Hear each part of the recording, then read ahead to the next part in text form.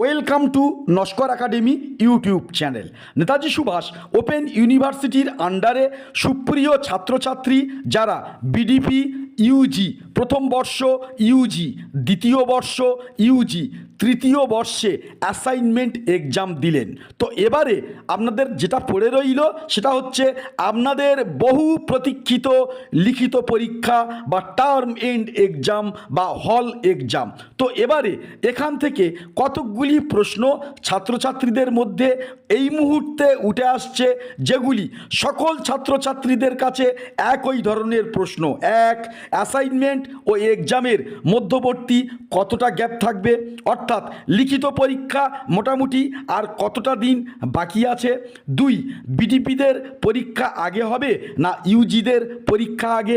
তিন, ইউজি ও বিডিপিদের একদিনে কি দুইটি হাফে পরীক্ষা হবে। চার, যারা অ্যাসাইনমেন্ট দিতে পারলেন না তারা কি আর অ্যাসাইনমেন্ট এক্সামের সুযোগ পাবেন। পাঁচ, UG arts, UG commerce, UG science বিভাগের মধ্যে কাদের রেজাল্ট সবচেয়ে ভালো ও পাশের পার্সেন্টেজ বেশি থাকে। তো ছাত্রদের করা এই সকল একাধিক গুরুত্বপূর্ণ প্রশ্নের উত্তর দেব আজকের এই ভিডিওতে। ভিডিওর প্রত্যেকটি অংশ তথ্যবহুল, ফলে শেষ পর্যন্ত দেখবেন। আর চ্যানেলে নতুন হলে পরবর্তী আপডেটের জন্য সবার আগে আমাদের চ্যানেলটি সাবস্ক্রাইব করে রাখবেন। আর এখনও পর্যন্ত যারা আমাদের টেলিগ্রাম গ্রুপে যুক্ত হতে পারেননি, এই ভিডিও ডেসক্রিপশন বক্সে দেওয়া লিঙ্ক অনুসরণ করে আমাদের গ্রুপে যুক্ত হয়ে যাবেন। তো এবারে আসি ছাত্রছাত্রীদের প্রথম প্রশ্নের উত্তরে। লিখিত পরীক্ষা আর মোটামুটি কতদিন বাকি।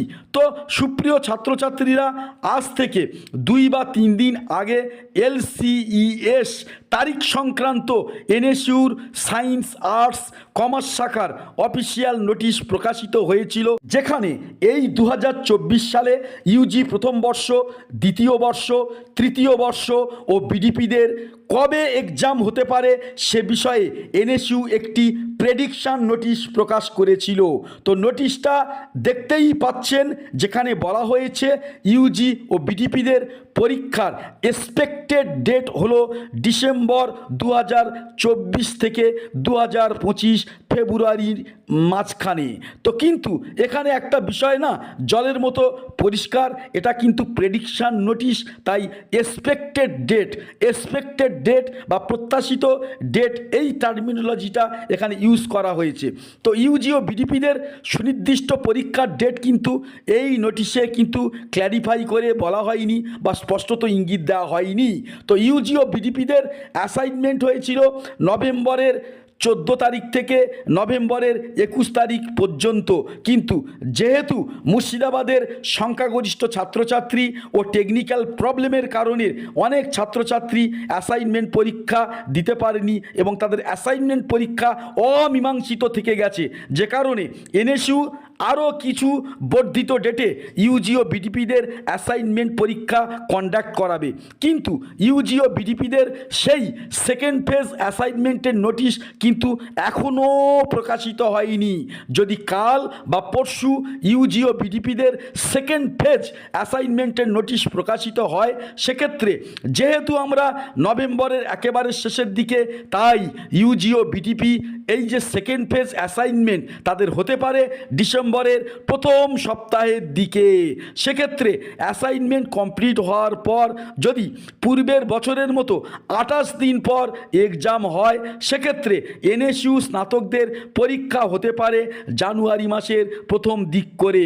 এই সম্ভাবনাটা কিন্তু প্রবল এবং এই এনএসইউর পরপর যে আপডেট, তার পরিপ্রেক্ষিতে এই আপডেটটি অত্যন্ত প্রাসঙ্গিক। ফলে পরীক্ষা প্রক্রিয়া যে একটু পিছাচ্ছে সেটা জলের মতো পরিষ্কার।